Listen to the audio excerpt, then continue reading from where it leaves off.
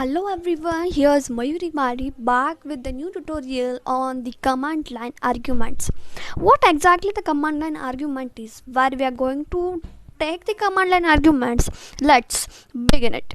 Now, my dear friends, there may be occasions when we may like a program to act in a particular way depending on the input provided at the time of execution, and this is achieved in Java program by using what are known as the command line argument. As my dear friends, we know that we can take the input from the user. Command line argument is the same, that it acts as whatever the input we are giving. This is the command line argument, but in a different way. Now, in the previous tutorial I have that the public static void main, the main consists of one argument, that is string argues, right? And this argues is used to accept the command line arguments. As argues is declared as an array of string known as a string object, in any argument provided in the command line at the time of execution are passed to the array argue as its element.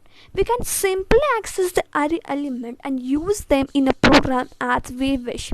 Now here, my dear friends, I have taken an example where test is a predefined, where test is a class which I have created a program, suppose, and I'm going to interpret it. First it is compiled, and at the time of interpretation, that is Java test, then basic and forgotten. Here I have provided the command line argument. That means at the time of execution, at the time of interpretation, we provide a command line where I have provided here the basic and forgotten.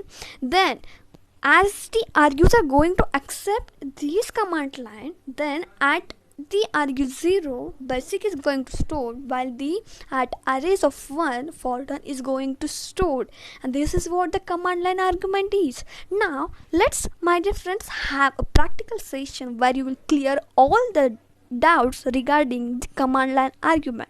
So let's have a watch on it.